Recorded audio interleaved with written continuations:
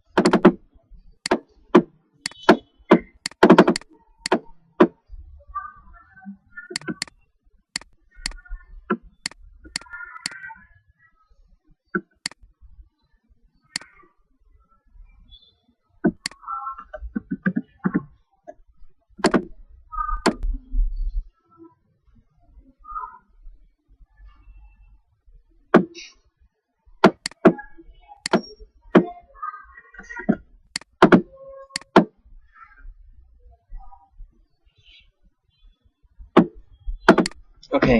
អញ្ចឹងយើងគូជា motion guide ហើយបន្តមកទៀតយើងចាប់ផ្ដើមមកធ្វើការងាររបស់យើង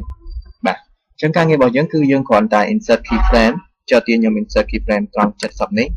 បន្តមកទៀតយើងចុច right click ឬពាក្យថា insert keyframe អូខេបងប្អូនគ្រាន់ចុចមកត្រង់ពាក្យ insert keyframe ហើយបន្តមកទៀតគឺយើងត្រូវធ្វើការជាមួយនឹងបាល់នេះឲ្យវាមានចលនាទៅតាមខ្សែកោងនេះអូខេអញ្ចឹងឥឡូវអត់មានគូបាល់ទេខ្ញុំសូមបង្ហាញតែម្ដងយើងបង្កើត insert keyframe ហើយចុច right click ឬពាក្យថា create classic twin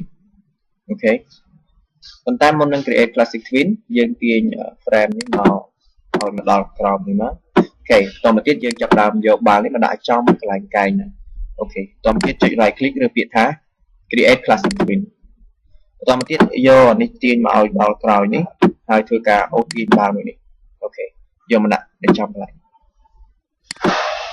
អូខេអញ្ចឹងយើងឃើញបាល់ហ្នឹងរត់ទៅតាមប្រវែងរបស់យើងអូខេអញ្ចឹងយើងអាចព្រីបាល់នេះបើសិនបើយើងចង់ព្រីតែឥឡូវយើងសាកមើលនៅ animation របស់យើងបាទអញ្ចឹងយើងចុច play មកអូខេ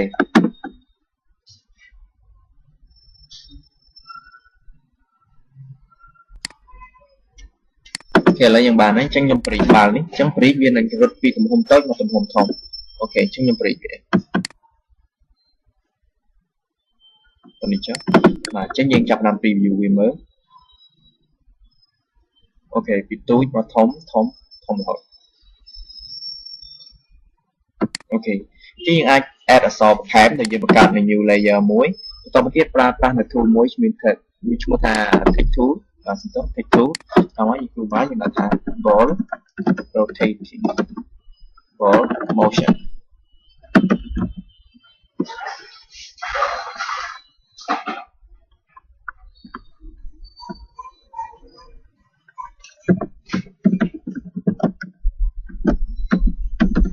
ball motion guy